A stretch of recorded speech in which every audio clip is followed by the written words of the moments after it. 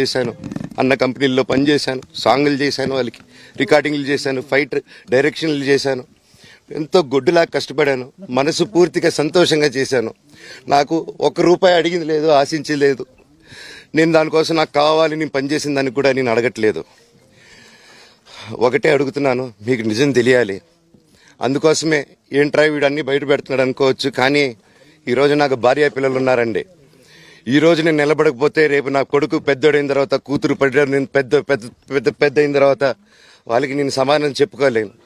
నేను దొంగతనం చేసి వేరే వాళ్ళు కడుపులు కొట్టి నా పిల్లల మొహం నేను చూడలేను, ఆ కూడు నా పిల్లలకి పెట్టలేను.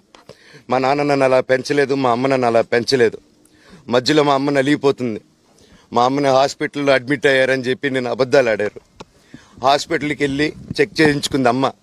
నువ్వు వెళ్ళిపో ఇంట్లో నుంచి, నువ్వు వెళ్ళిపోతే వీడిని చూసుకుంటావు మేమంటే, మేము మంచిగా మాట్లాడి పంపిస్తా అంటే నమ్మి ఆవిడ 3 రోజుల నుంచి దడదడగా ఉంటే వెళ్ళింది ఇల్లమ్మ అంటే.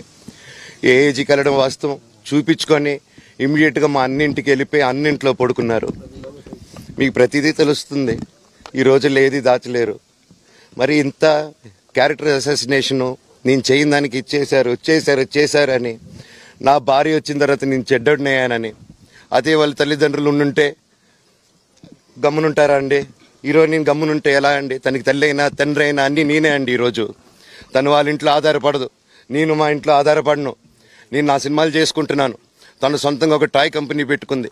లాక్డౌన్లో నా అహం బ్రహ్మాస్మి సినిమా మా ప్రేమ కోసం ఆపేసినప్పుడు నిర్దాక్షిణంగా నేను చెన్నైకి షిఫ్ట్ అయిపోయి ఈ ఊర్లో వద్దని మేము అక్కడ కూర్చొని, నేను మనోజ్ నువ్వు బొమ్మలు గీస్తావు కదా, కథలు రాస్తావు కదా, బొమ్మలకి ఆత్మనిర్భర్ అని నరేంద్ర మోడీ గారు ఇది అనౌన్స్ చేశారు.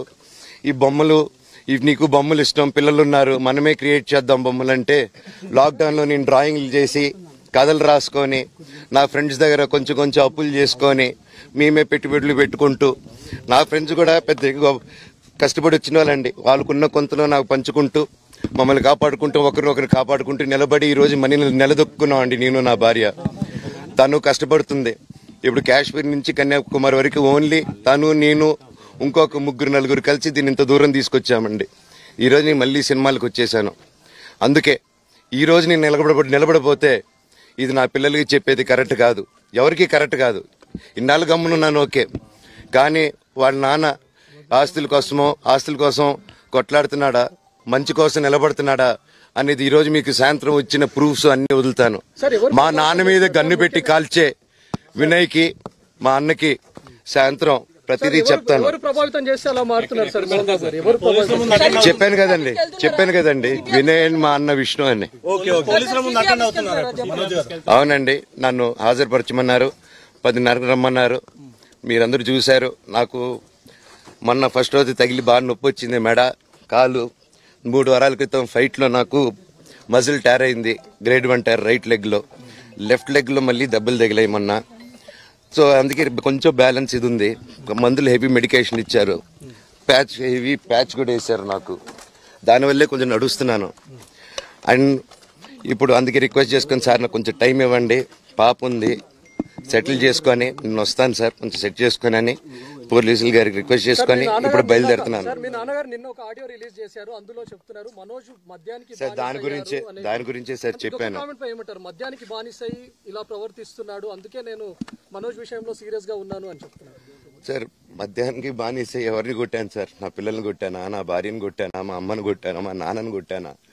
ఇవన్నీ నీ మద్యానికి బ్యాలెన్స్ అందరినీ కొడుతున్నాను, పొన్నాలు కొడుతుంటే సీసీటీవీలు తెప్పిండి సార్. అది దొంగతనం చేసింది నేను కాదు సార్, అది తెప్పిండి సార్ అంతా. అప్పుడు మాట్లాడదాం సార్, మనోజా ఎవరా అని చెప్తానండి. నాకు ఇంకా కొంచెం క్లారిటీ రావాలి. కమిషనర్ ఆఫీస్కి వెళ్తాను, వాళ్ళని కలుస్తాను, రిక్వెస్ట్ చేసుకుంటాను, మాట్లాడుకొని వాళ్ళు ఏం చెప్తారు.